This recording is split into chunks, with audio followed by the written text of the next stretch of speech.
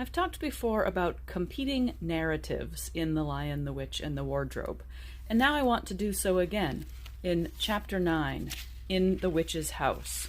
This chapter begins with Edmund's journey through the snow to the witch's castle, and on the way he is telling himself stories that he does not quite believe. Stories about how the witch will make him a king and give him rooms full of Turkish delight and pay back Peter for calling him a beast. He's also telling himself that the people who say nasty things about her are making up false narratives regarding the witch and that they aren't true because they are her enemies. And so he says that he's choosing to believe the story that she is the rightful queen of Narnia.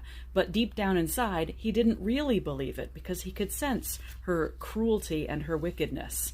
So I find that this discussion of competing narratives put into a children's story is extraordinarily relevant right here and now to me as a reader in the 21st century in America, that I find myself and my family and friends and people online believing competing narratives and fighting with one another over them.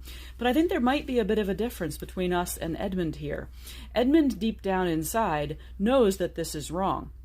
And ultimately, after a conversation with Aslan, in which Aslan sets his stories right, tells him the true narrative and convinces him of it, then Edmund will come back around to the truth and become Edmund the Just and knighted and a king of Narnia.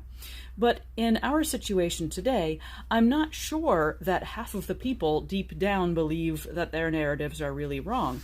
I think that their convictions go deeper than that, and that there are decades of epistemological input that lead people to think what they do, and that they will continue to believe those competing narratives unless they come up against their falsehood in a deeply embodied, visceral way, as Edmund does when the witch ties him to a tree and prepares to cut his throat.